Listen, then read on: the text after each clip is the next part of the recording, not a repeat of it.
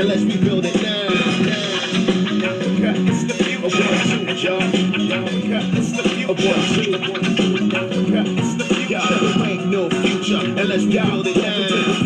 United States, Africa, we salute ya. A new state of mind, I introduce ya. Close your eyes and visualize the rise of a new paradigm. Solar powered skyscrapers. Welcome to the Africa Must Unite podcast, a podcast dedicated to inspiring African people worldwide to rise up, organize, and struggle for Pan-Africanism, a unified, liberated, socialist Africa, the only permanent solution to the exploitation and oppression of African people, no matter where they happen to be born or happen to live in the world. Now please, welcome the hosts of Africa Must Unite. Africa's future is now, so get ready.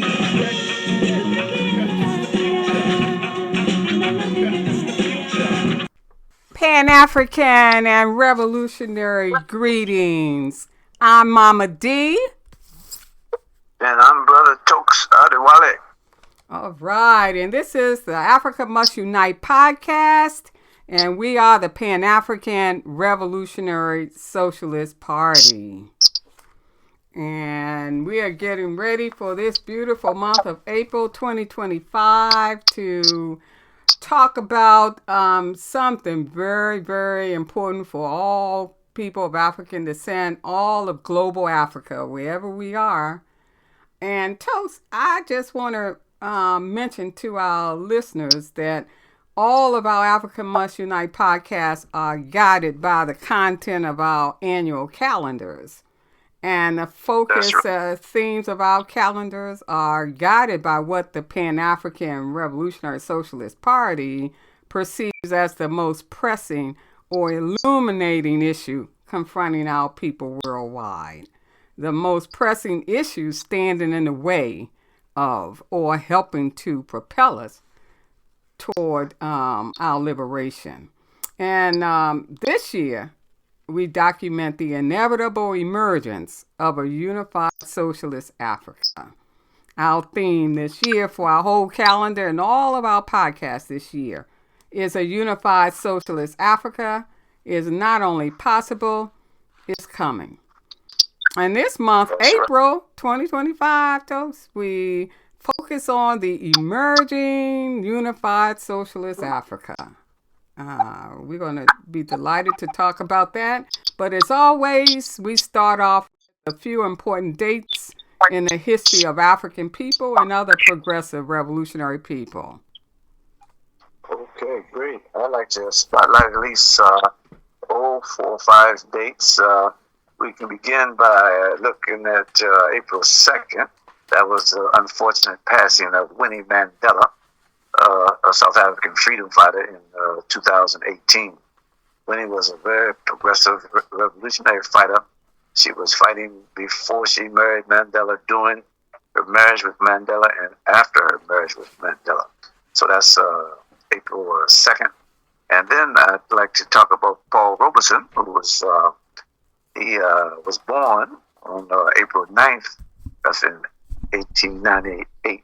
He was an outstanding Pan-Africanist, also a very revolutionary person who the U.S. government tried everything they could to destroy his life and his career. But nonetheless, he still stands as one of the greatest figures of the 20th century, really. Then on the 17th of April, that's 1960, there was a U.S. invasion of Cuba. It's known infamously as the Bay of Pigs invasion, where the U.S. tried its best to turn the clock back in Cuba, but fortunately to no avail, because the masses of the Cuban people suppressed them and arrested them and sent them back to the U.S. Then there's the 27th of April, the unfortunate passing of late great Kwame Nkrumah, Sajifo Dr. Kwame Nkrumah. He died on this day, 27th of April, 1972, as I believe about 53 years ago. And lastly, I just talk about that's the 30th of April. That's a very famous day because that's when the Vietnamese were able to defeat the American imperialism in Vietnam. It was what we call the fall of Saigon, when the troops overthrew the U.S. Army and military, and they had to surrender. So those are the dates I bring out. But of course, the calendar has many dates, and we encourage everyone to get a copy and to use it as their kind of inspiration. Yes, and if anybody wants a calendar now, we have it online and it's free. So we have our email address that we'll give you at the end of this podcast. You can email us and say, send me a calendar, send me this 2025 calendar, and we will send you an online copy.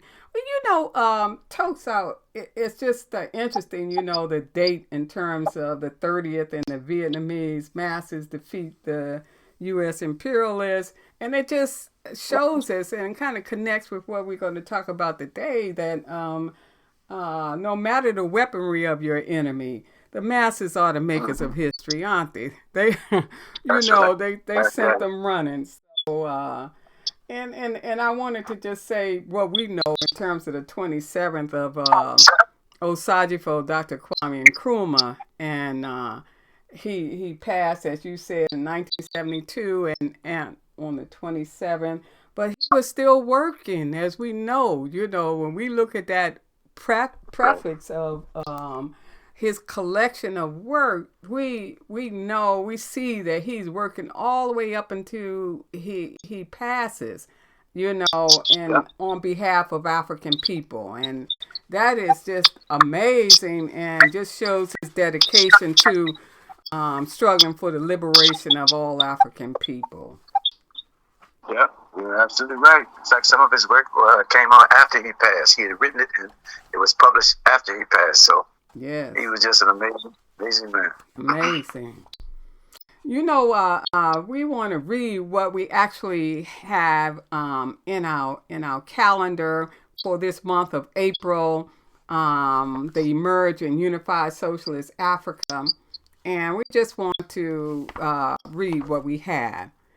And what we wrote was, and this is back in the fall of the year of 2024, we wrote this. And as you know, things have intensified since then. But what we wrote was African workers at home, both industrial and agricultural, along with small-scale farmers, fishermen, fishmongers, public and private service workers, hawkers, market women, petty traders, and unemployed youth, the latter of whom are dotting the urban landscape at an alarming rate.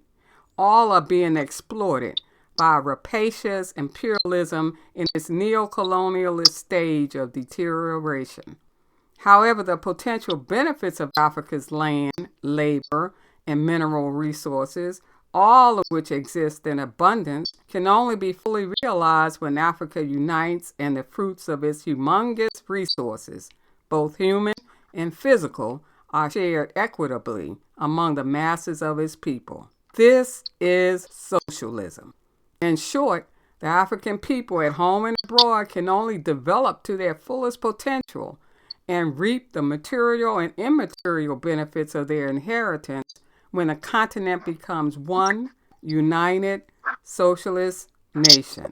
And Nkrumah said it best, quote, "The optimum zone of development for the African people is the entire continent of Africa. Until there is an all-African union government pursuing socialist policies and planning the economic development of Africa as a whole, the standard of living of the African masses will remain low, and they will continue to suffer from neo-colonialist exploitation and the oppression of the indigenous bourgeois." End quote. This pursuit of such a union government has begun. It is the youth of Africa who, today, are making the necessary sacrifices to make this an emerging reality.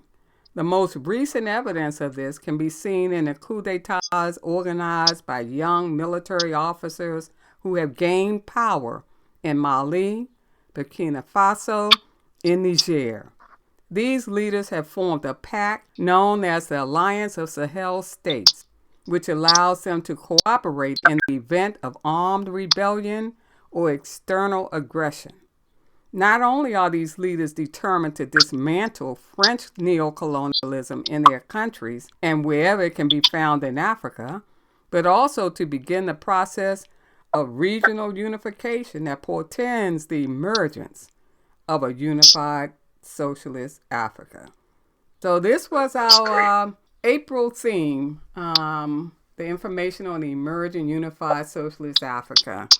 And now we want to get into some of the discussion about what makes this possible and what has intensified this whole move toward and making it more as a reality that can happen and will happen and must happen.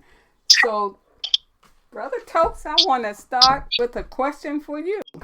Question number 1. Can you begin by explaining what we mean by the term the emerging unified socialist Africa? Sure, I can try. Well, I think emerging has to do with the early stages. We're in the early stages of it. And there's clear signs of where things are heading. It's become very apparent and it's clearly discernible. I think that's what we mean by emergence. And in fact, there's been an upsurge in efforts to unite the continent. It's seen, especially with Africa's youth, demanding open borders. They don't want to have a visa to enter the country. They're demanding more and more to keep their borders open in a way that borders in Europe or the U.S. are open for people there. It's seen in the growing popularity of Pan-Africanism in both the diaspora and on the continent.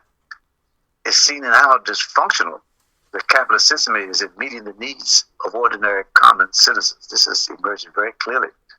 It's seen in the new coups that are taking place that you just mentioned, almost all of which are left-wing and progressive. Unlike before, where you had maybe some progressive, but many were reactionary right-wing coups. But now we just got all the coups now seem to be clearly revolutionary, and all of them are paying homage to Thomas Sankara. It's seen on so many online publications, including our own, the Economist Review, which have been promoting African unity and socialism. So the signs, Mama D, are everywhere. You can even watch the reactionary activities of the enemy. Yeah. I mean, the right wing movement, in the U.S. is an effort to try to turn the clock back. They see socialism rising, so they want to suppress that kind of thought on college campuses. Yes. They themselves see the emergence of socialist thought and want to try their best to stifle or crush it. So that's what I would say. You see the clear signs of the emergence on so many levels. Yes, indeed. Mama D, I have a question for you. If you could help us with what is the relationship between a unified socialist Africa and the intensification of the class struggle that is now affecting the U.S. and the rest of the global world? That's a good one. Now, I mean, and it's just, Tokes, I'll try my best. It's just so clear, this intensification of the class struggle throughout the capitalist world.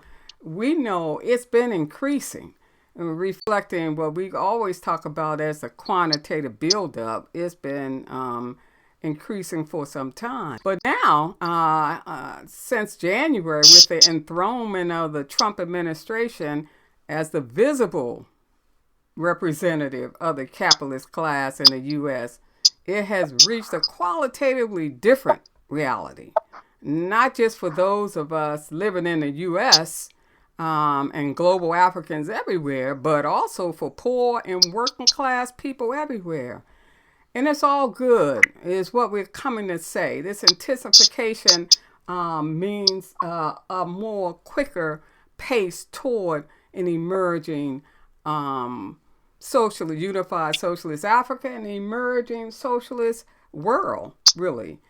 So if we look at Africa, just a few examples of what this class intensification in the U.S. means for Africa. And we've seen some of it played out recently, that U.S. sponsored programs such as the U.S. Agency for International Development has been halted, affecting education and healthcare, especially in sub-Saharan Africa. In 2024 alone, this region received $6.5 billion from this agency. Migrants who left Africa, hoping to find a better way of life in the U.S. and in Europe, have had their hopes dashed. Those in the U.S. are being rounded up and sent back to their homeland or to the lands of other developing countries. And those wannabes who had plans to leave Africa have now to face the reality of staying put in their own African states. So because Africans who have been running away from their homelands are now forced to stay there and other conditions affecting them, they will have to face the corrupt leadership toes, the neo-colonial puppets in their states. They will have to. In facing them, they will have no other tactics to ensure their health and well-being except by the means of progressive and revolutionary coup d'etats. And more states, once neo-colonial puppets have been overthrown, will be forced to unite in order to survive and prosper. Africa will be forced to unite too, not only to survive, but also to prosper. None of this should surprise us, Toast. We know that, this intensification, when you can't go the same way anymore, you're going to have to stop and come up with another path. And the path for survival, historically, for all creatures, has always meant collectivizing, coming together, unifying. Yeah, I just want to mention quickly, in the U.S. and other Western capitalist nations, the intensification of the class struggle will also have a huge impact that will ultimately mean the eradication of capitalism in all of its manifestations and the building of socialism. Because they won't be able to do anything. I mean, according to what Trump is proposing with tariffs and all of that, except and to bring the factories back home. So, with tariffs being imposed on the world, it will mean that each country will have to develop, each Western country will have to develop their own industries within their own countries in order to produce what they need. And the workers in these countries, Toast, are not going to stand for these low wages and unfair treatment like they may be experiencing in the developing world. They will demand fair and just wages, better benefits, causing a greater and greater intensification of the class struggle, leading to socialism. So I just think in answer to this question, Toast, that we can agree that for people globally, this is a horrible present reality for the suffering masses, because the masses are suffering right now. But it is a necessary reality, ensuring liberation, and that we can't deny. And it's just a horrible time, but it's a necessary motion in terms of moving forward to liberation, especially our liberation. And every qualitative change in life is made possible in the same old way. People can no longer continue to operate in their same old way, to walk the path that they've been walking. The old path is blocked and a new way must be forged. And so the intensification of the class struggle everywhere helps us to understand the need for unity, prepares us for a unified socialist Africa, and leads us onward toward worldwide socialism. Very well said, and I see it too. I've never seen a contradiction so high, so heightened in my lifetime, and it's so blatant. I've never seen something so blatant. It's just all these millionaires just putting their money right out in front of us as if we, not supposed to be angry about it. So very well said, Mama D. Yeah. And isn't that good? It's like unveiling. No longer can you hide behind the political systems anymore. You are up front. The collaboration, the incestuous relationship between those who are capitalists in the whole political system. So it's a good thing for us to see, isn't it? Let it all be unveiled. Yeah, unfortunately, it's caused so much suffering, and a place like the U.S. is supposed to be so wealthy and all that. I've never seen such a homeless, the number of homeless people in the U.S. It's so crazy. blatant. I mean, it's unbelievable. Homeless and mentally, emotionally ill. You know, I mean, Yeah. and the heavy toll is taken on our youth. You know, we did that calendar a couple years ago on how capitalism ensnares our youth, and you can really see it. That's intensified now, and so you see our youth walking around, you know, evidently emotionally ill, and you see all of the shootings. It is definitely a horrible reality in watching our people suffer. But I guess we say this is the path that's going to get us free of capitalism and all of its manifestations. Because we're going to be forced to fight back. We're going to be forced to unify. We're going to be forced to gain our homeland and unified. So it's going to be a positive move for our people everywhere. Yep. Well, Tokes, I have a second question for you. Let's see. There seems to be a recent example of an emerging unified socialist Africa taking place in West Africa among some of the Sahelian states. Can you help us to understand?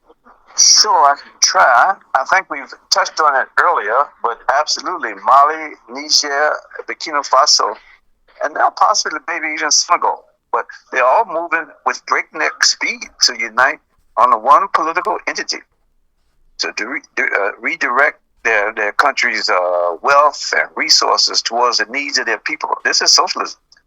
Along the same lines as Thomas Sankara was, Modibo Keita was of Mali, and Sekou Touré of Guinea was, and of course the great Asatefo Kwame Nkrumah. We see that they formed what we know as the Alliance of Sahel States, also called AES, and they formed a confederation between Mali, Niger, and Burkina Faso. It originated as a mutual defense pact created on the 16th September 2023. But their main goals have been military security, economic cooperation, economic integration. That's Pan-Africanism. That's African unity. The design is to reduce the dependency on the global north in general and France in particular. And these movements are all very popular amongst the common, ordinary citizens. And this one guy, president of Burkina Faso, Ibrahim Traoré, is especially very popular, and he's survived, I think, a number of assassination attempts, just to show you how busy the enemy is trying to. I feel for the brother. I just hope they can keep him alive long enough. Yeah. And so the AEC also is aimed to create an economic and monetary union, as well as its own currency, which will be based on the natural resources of its member countries, not based on the dollar, based on its own gold, bauxite, uranium. And the Confederation plans to create projects in the fields of energy, energy, infrastructure, transport, and food security. Must stop importing all this food. The whole point is to invest in the energy, science, technology to build roads, improve agriculture, and eradicate poverty. It's just another use the resource for the people. I'm here in Ghana, and I can tell you there's wealth and resources, but they divert the money, and so you don't have anything for healthcare, education, roads. But these countries are doing something different. Yes. And what's interesting is that the youth organizations, women organizations, even local media organizations have all given their undying support to these new governments. They're very popular, and they're leading the struggle to denounce corruption and government waste. That's the youth, women, and the local media. The last thing I'll mention is that these three countries have also been renaming the streets and the monuments, expelling French troops, In fact, Niger has replaced French as a national language. It's replaced with Hausa. Because only 13% of the people even spoke French. I remember one day I traveled in Burkina Faso, Mali, and Senegal, and amongst the mass of people, and with my little broken French, it didn't help because they couldn't even speak. They weren't speaking French. They were speaking local languages. Oh, that's So beautiful. this is Yeah. a great move on their part. They've also withdrew from the International Organization of French Governments, OIF. That's similar to the way that Ghana, you may recall, under Nkrumah withdrew from the British Commonwealth when Rhodesia declared itself independent from, and the Brits did nothing. So it's just wonderful. Mamadi, the unity and the socialist character of these movements are just incredible, and we just have to give our greatest support to them. Yes, indeed. And it lifts us up, doesn't it? I mean, you know, it has to inspire us. That's my next question for you in terms of given this experience that you just outlined in terms of what's happening in Niger and Mali and Burkina Faso. What impact do you think this has or will have on the future of the African Revolution? Oh, I see it. Very, very strong impact. Due largely to the influence of social media. We can all just see it, just in, wherever we are. It's having on the lives of everyone, but especially the youth. One glaring example I saw was in Ghana when this same Ibrahim Traore, he visited Ghana to attend the inauguration of Ghana's president, Dramani Mahama. He came, and there were all sorts of big name people there for the inauguration, but the masses, especially the youth, they were just cheering so wildly. They received him so well. Of course. They know that how great he was, how great he is, and what he's doing. So, it was just a wonderful response. And so they're making such a positive impact that I think it'd be very difficult for any new head of state or even current one to not pay heed to what's happening in these Sahelian states.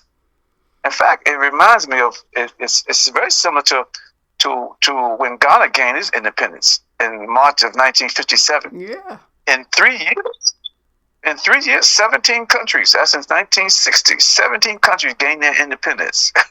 I'll list them: Cameroon, Togo, Madagascar, DRC, Somalia, Benin, Niger, Burkina Faso, La Cote d'Ivoire, Chad, Central African Republic, Republic of the Congo, Gabon, Senegal, Mali, Nigeria, Mauritania.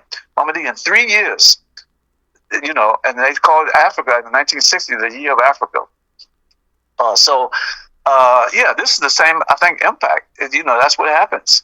And that's what we see it happen. And so all these countries, the neighboring countries and countries in the East, West, South, Central, they all are going to be impacted by what's going on, and they are being impacted. And it's a beautiful thing. It's such a beautiful thing, and it does not just inspire those at home, it inspires global Africans. All of us around the world, it inspires. The youth and how they were so excited about Traore coming to Ghana. And, the youth know you're working, who you're working for. The masses know if you're working for them and not pocketing the wealth. They know a neo-colonial puppet from somebody who's trying to do something for them. And this is why we say this intensification of the class struggle will mean a lot because, no longer will you be able to get try to travel, and come to the U.S. or go to Europe. And so the youth and others are going to be forced to look and say, okay, now we got to get rid of this neo-colonial puppet. Just like Mali and Burkina Faso did. We're going to have to get rid of it. And so it's all a great thing. It's all an inspiring time that we live in. It's a new day. It's a new day. So, Mamadi, I have one final question maybe that you can look at and respond to, and that is, what role can revolutionary Pan-African socialist organizations like ours play in speeding up this emerging unified socialist Africa?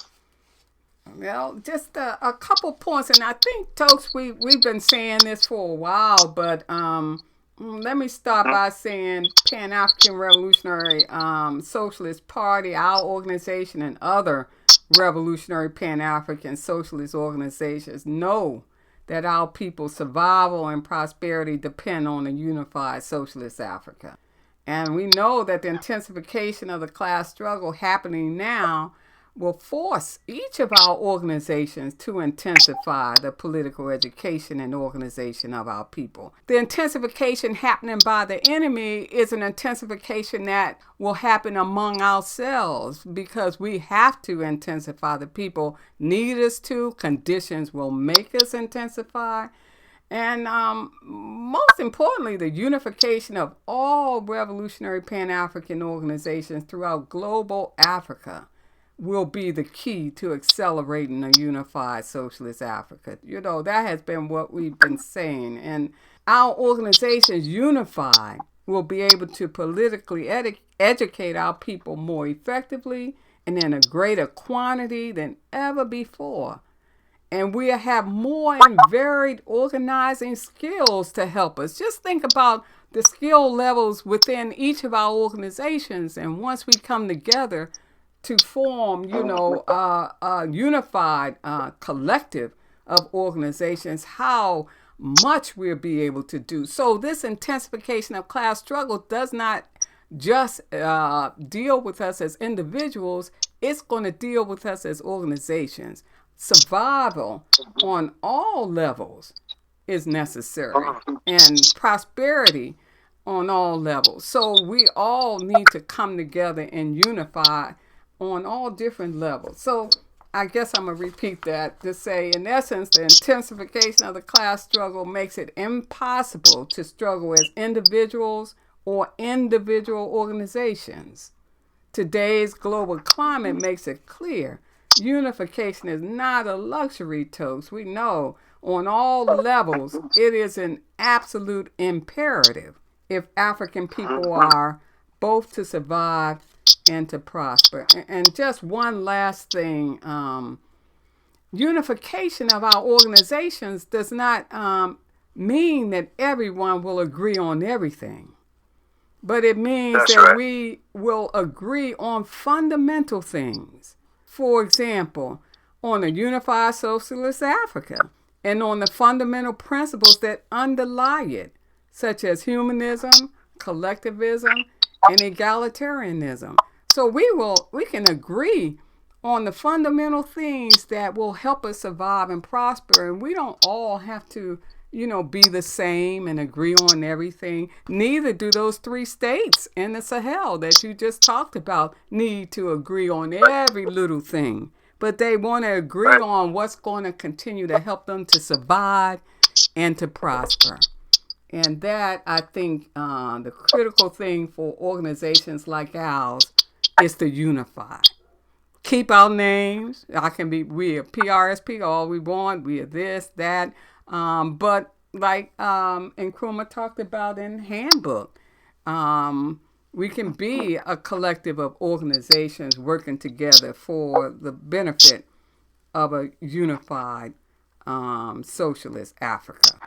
Well said. Well, folks, I hope we hit the major points and, what we'll be doing all throughout 2025, at times with the help of invited guests.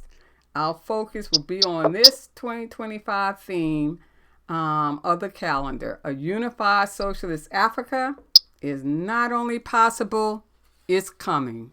So you guys should join us next month, May 2025, when we discuss African workers, positive motion. Meanwhile, visit our website, PanAfricanRevolutionarySocialistParty.org. Email us at panafricanrsp@gmail.com. And if you want an online calendar, email us at panafricanrsp@gmail.com. And like us on SoundCloud.com. You can hear all of our podcasts. This is number 88 that we're doing now. So you can hear from 1 all the way to 88 by visiting SoundCloud.com. And a lot of them too, Toast, as you know, are on YouTube. So either way, if you want to hear some of the earlier podcasts, you can go there. So everyone, remember, organization is the key. Join us, the Pan-African Revolutionary Socialist Party, or some other or revolutionary Pan-African Socialist organization. A union of African socialist states is on the horizon. Yes, it Thank is. I boarded a plane headstrong, landed with a smile on my face, to give service back to the land that's our home. I long for coming back to Africa, coming back to So Africa. it's cool to be black until it's time to be black. Ain't never too late to go back and give back. So I let born afters know I rap for Africa, to give to the motherland to see what's mine again. Be of service, land of dark faces, split, colonized in 53 places. The greed went on till everything was gone. Wiped out by previous wars I worked on. Graves of the poor to clean up this mess left by the West. My duty to the African. Tell my next of kin in a song, but damn nothing around me, and what the hell I step on. With my head on straight, I was gone too damn long. Mine again. Over 450 years to be exact. Not paying attention, I stepped on a mine. On the edge of motherland, around my head, compromising this Christian missionary position. Fear, there must be some way up out of here. What a bitch, mother effort, then a cleanup ditch effort. Stepped on some bomb shit that the past war left it. Kids dying in nearby diamond mines, out here working that worldwide grind. Hope somebody finds me out left behind. Silent chicks killing me softly, malaria, but the beers, they the one got me sick. Isolated while I waited, with thoughts in my head about my soul intention to save my brothers and sisters. My thoughts racing as my tears run down my face. Mine again. I came back to help repair what's mine. Mine again. If I move, I'm a gone. If I My move, sole I'm a intention to say my brothers and sisters, how we became boy instead of mister. I came too far here to be called some nigga. My foot on some bomb, I'ma end up worse than a drifter. Myself and what my foot stuck on, 360 degrees, mine. Was it all worth it? Again, Is Africa really ours? mine. This mind got me thinking. Again, All this death and destruction. mine. Let's not forget about the corruption. Again, To rob the motherland of its resources. mine. Is Africa mine? Or the people who sit in the seat of power? Mine again. Mine again.